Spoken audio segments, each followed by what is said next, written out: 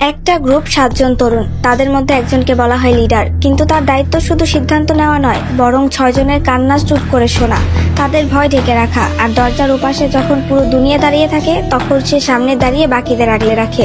হ্যাঁ, আমি আরএমের কথাই বলছি, ওরফে কিম নামজুন। যখন বিটিএস নামটা কেউ চিনত না, নামজুন তখনও বিশ্বাস রাখতো এই 6 জন একদিন আকাশ ছুবে। যখন জাংকুক কনফিডেন্স হারিয়ে ফেলতো, নামজুন তাকে বলতো, তুমি পারবে, তুমি আমাদের গর্ব।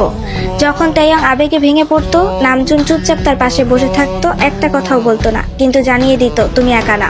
যখন জিন নিজেকে অবমূল্যায়ন করতো, সে বলতো, তুমি শুধু হ্যান্ডসাম না, তুমি আমাদের ব্যালেন্স। যখন ইয়ংকি নিজের দুঃখ গানে ঢেলে দিত, নামজুন তাকে বলতো, তোমার ব্যথা আমরা আমাদের শক্তি বানাবো। হোসেওকের ভয় যখন তাকে থামিয়ে রাখতো, নামজুন ছায়ার মতো তার পাশে দাঁড়াতো। আর জিমিনের চোখে যখন অশ্রু আসতো, নামজুন এক ভাইয়ের মতো তার পাশে গিয়ে তার হাত ধরতো। সে কখনো নিজের কষ্টগুলো দেখায়নি, কারণ তার কাছে লিডারশিপ মানে সবার আগে নিজেকে নয়, বাকিদের গুরুত্ব দেওয়া। নামজুন শুধু লিডার না, সে 6টা হৃদয়ের গার্ডিয়ান। তার সেই নিঃশব্দ নেতৃত্ব আমাদের শিখিয়েছে আলোর নিচেও একজন মানুষ থাকে যার নিজেরও আলোর দরকার। সে বিটিএস এর লিডার না, সে বিটিএস এর ভিত।